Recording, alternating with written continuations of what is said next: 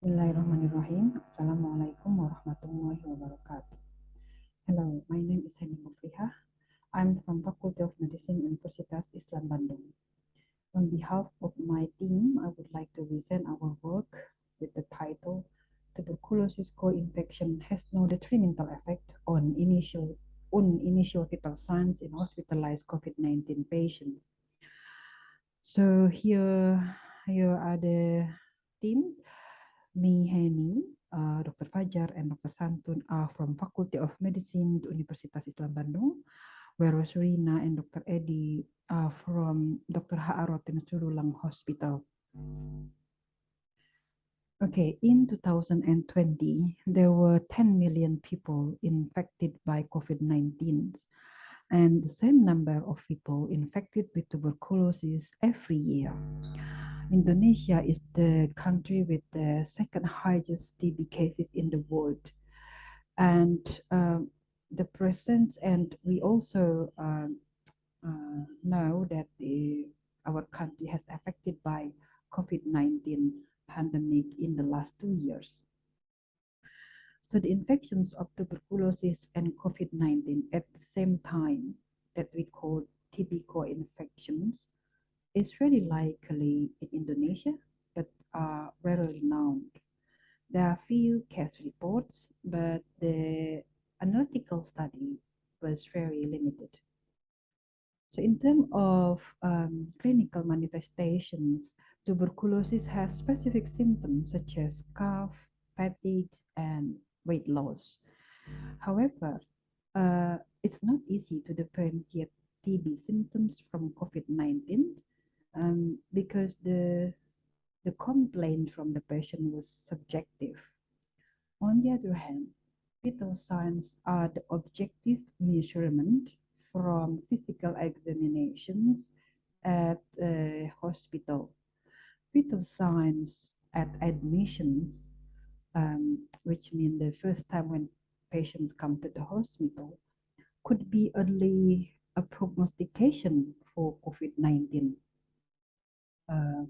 For example, here, the low oxygen saturations and elevated respiratory rates has been associated with severe COVID-19, and the elevations of systolic blood pressure is important component in mortality predictions of COVID-19 patients.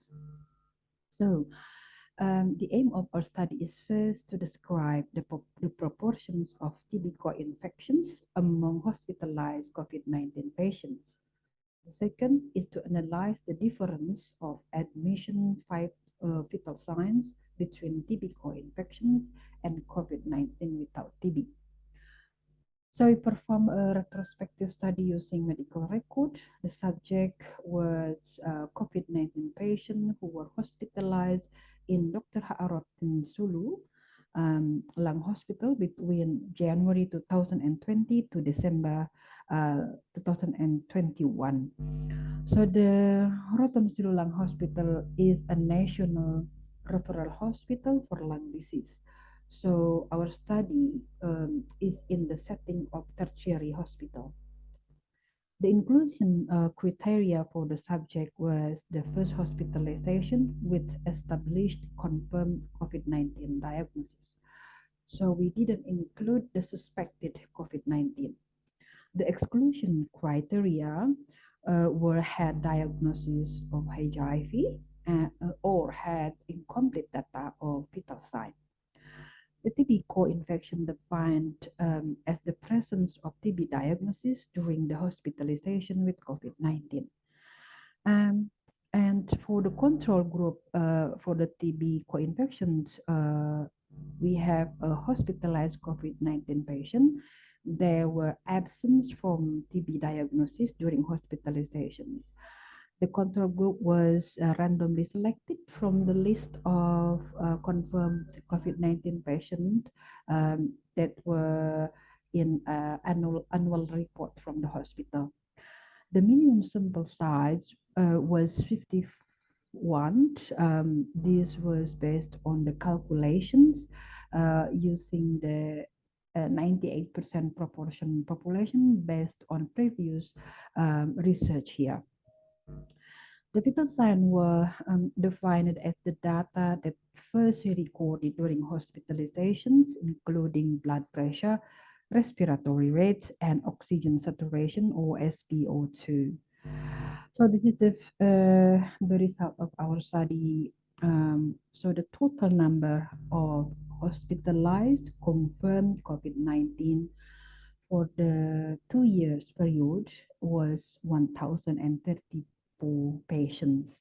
Of those, people who had TB co-infections was 86 or 8.0%.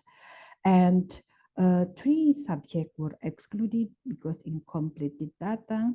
So at the end, we have a number of 83 patients with TB co-infections and the control group COVID-19 without TB, 82 patients. So this is the blood pressure. As we know, blood pressure composed by systolic pressure and diastolic pressure.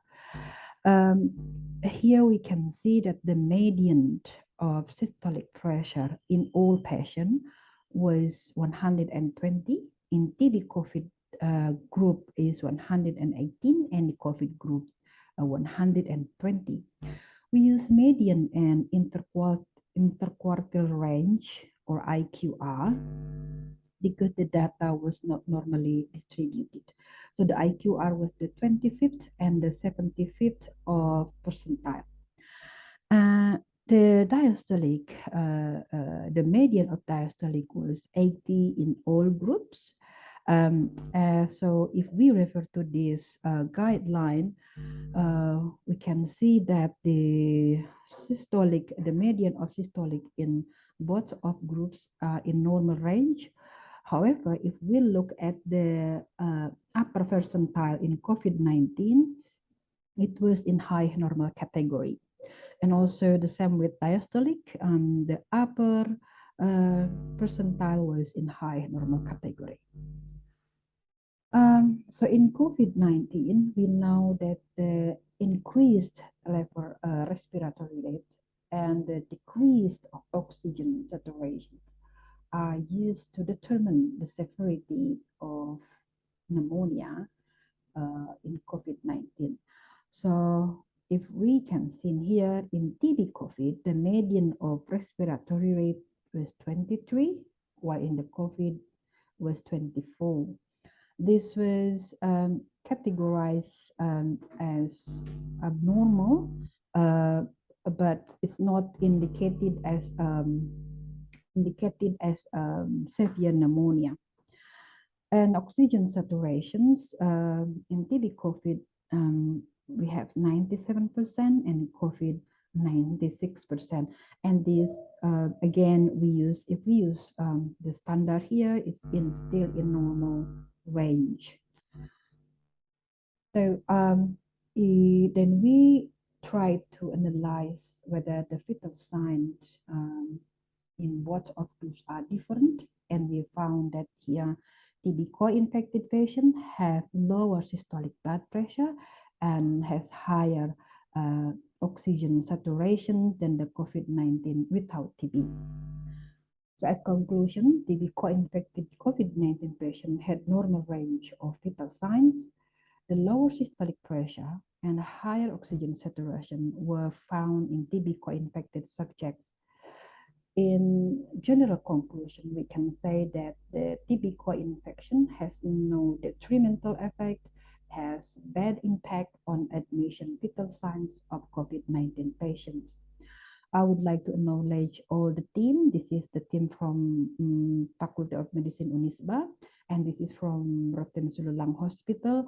And we would like to thank to the funding body, the LPPM Unisba, for the Hibah Penelitian Dosen Unisba 2022.